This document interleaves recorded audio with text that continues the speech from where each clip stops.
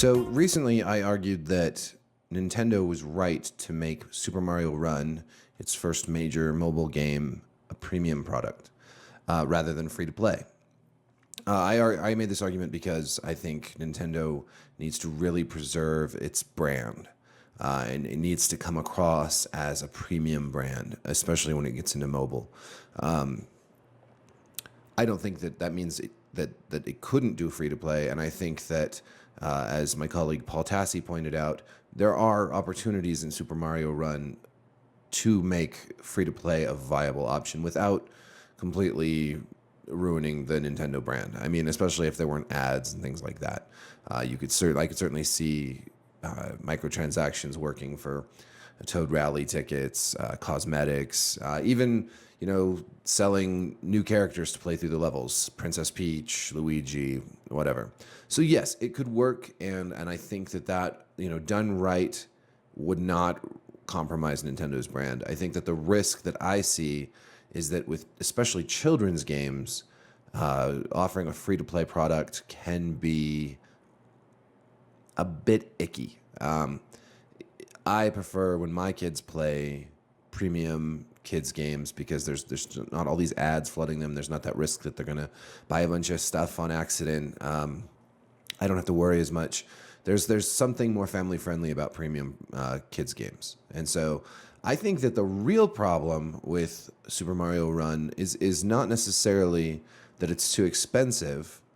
A lot of games do release as premium products. I think that the problem with what Nintendo did was that it's not very transparent, which I know, surprise, surprise, Nintendo not transparent, right? But I think that it's the fact that you get through 3 levels and then they slap you at that $10 price tag.